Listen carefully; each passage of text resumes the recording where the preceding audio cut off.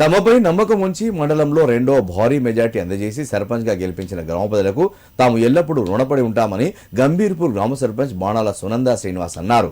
సిద్దిపేట జిల్లా దుబ్బాకపట్నంలో వారు మీడియాతో మాట్లాడారు. తమపై నమ్మకం ఉంచి గెలిపించిన గ్రామ ప్రజల నమ్మకాన్ని వమ్ము చేయకుండా వాళ్లకి ఎల్లవేళలా అందుబాటులో ఉంటామన్నారు. ఎమ్మెల్యే కొత్త ప్రభాకర్ రెడ్డి గ్రామస్తుల సహాయ సహకారాలతో గ్రామాన్ని అభివృద్ధి పథంలో ముందుకు తీసుకెళ్తామన్నారు. రానున్న రోజుల్లో గ్రామాన్ని రాష్ట్రంలోనే ఆదర్శవంతమైన గ్రామంగా తీర్చిదిద్దామన్నారు. ఈ కార్యక్రమంలో గ్రామ వార్డు సభ్యులు, గ్రామస్తులు పలువురు పాల్గొన్నారు.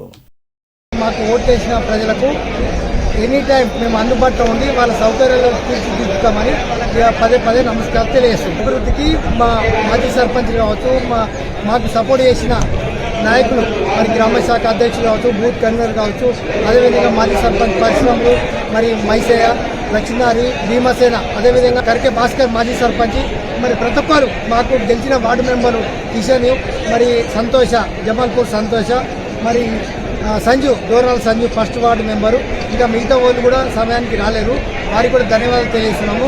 ఏదైతే మా మీద నమ్మకం పెట్టుకొని అన్ని కృషి చేసి వారు మా పార్టీ కార్యకర్తలు ఏదైతే ప్రజలకు హామీ ఇచ్చారో హామీ ప్రకారంగా గ్రామాభివృద్ధి సేవ చేస్తామని విజ్ఞప్తి చేస్తున్నాం.